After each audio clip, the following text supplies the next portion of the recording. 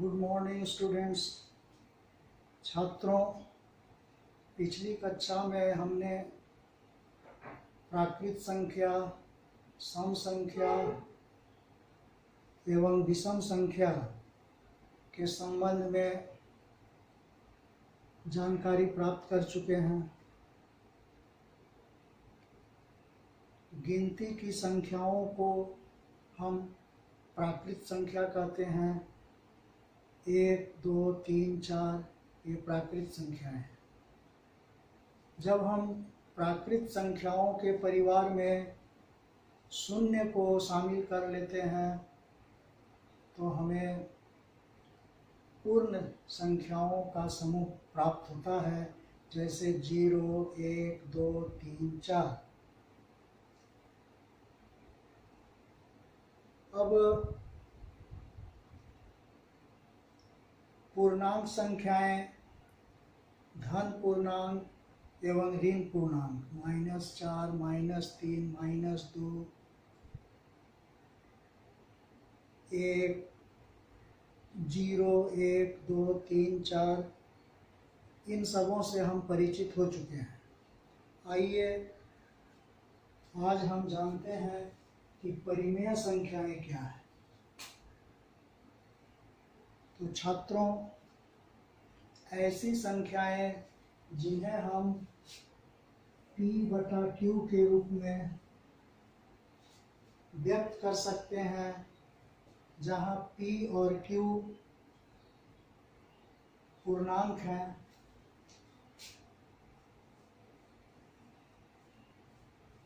P और Q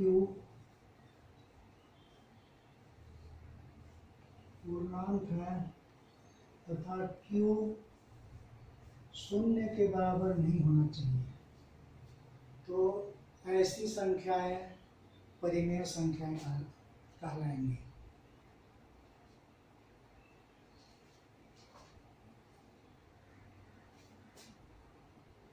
प्राकृत संख्या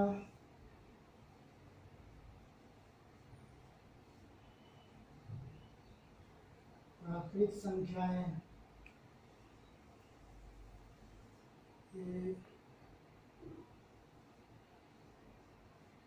पूर्ण संख्याएं, सभी प्राकृत संख्याएं पूर्ण संख्याएं हैं।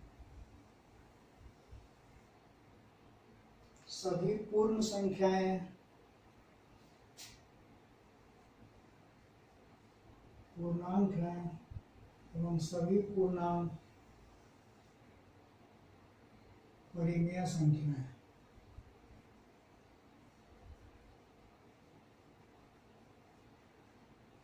जैसा कि आप देख रहे हैं, सभी प्राकृत संख्याएं पूर्ण संख्याएं हैं, सभी पूर्ण संख्याएं पूर्णांक संख्याएं हैं एवं सभी पूर्णांक परिमेय संख्याएं।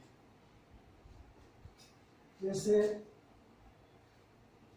हम जितने भी भिन्न हैं वे सभी पूर्णांक से 1/2 भिन्न है और 1/2 परिमेय संख्या है। इसलिए यह परिमेय संख्या है। परिमेय संख्या क्या -1/2 ये भिन्न है? -1/2 परिमेय संख्या है, परंतु ये भिन्न नहीं है। -1/2 भिन्न नहीं है। क्यों? क्योंकि भिन्न का अंश और हर दोनों धनात्मक संख्या होती है। भिन्न में अंश और हर में कोई भी ऋणात्मक पूर्णांक नहीं होते हैं। अब परिमेय संख्या को हम बांट देते हैं धनात्मक परिमेय संख्याएं और ऋणात्मक परिमेय संख्या। तो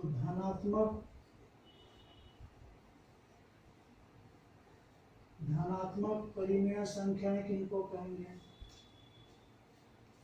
जिनका हर अंश और हर दोनों धनात्मक हो या दोनों ऋणात्मक हो, वैसी परिमेय संख्याएं धनात्मक परिमेय संख्याएं कहलाएंगी। जैसे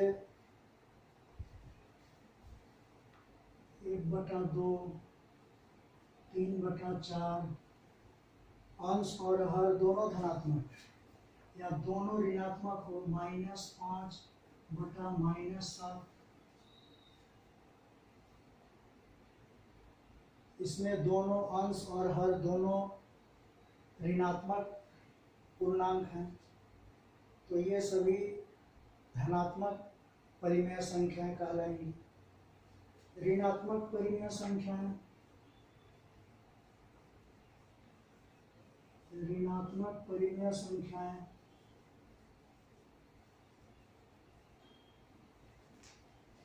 ऐसी परिमेय संख्याएं जिसके अंश और हर में कोई एक धनात्मक पूर्णांक होगा और एक ऋणात्मक पूर्णांक होगा।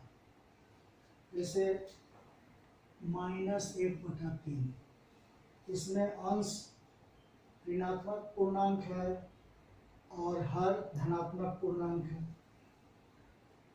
5/-7 ऋणात्मक पूर्णांक है, अंश धनात्मक है और हर ऋणात्मक पूर्णांक है। -7 ये ऋणात्मक परिमेय संख्या है। तो धनात्मक और ऋणात्मक हुआ। अब शून्य क्या है? शून्य धनात्मक परिमेय संख्या है या ऋणात्मक परिमेय संख्या है? तो शून्य एक ऐसा परिमेय संख्या है जो न धनात्मक है और न ही ऋणात्मक है। तो इस तरह से आज हम परिमेय संख्या के विषय में जाना कि ऐसी संख्या जिसे P/Q के रूप में व्यक्त किया जा सकता है, जिसमें P और Q पूर्णांक हैं तथा Q का मान 0 के बराबर नहीं हो, और फिर धनात्मक पूर्णांक ऋणात्मक पूर्णांक के बारे में जाना और शून्य के बारे में जाना। तो इस तरह से छात्रों फिर हम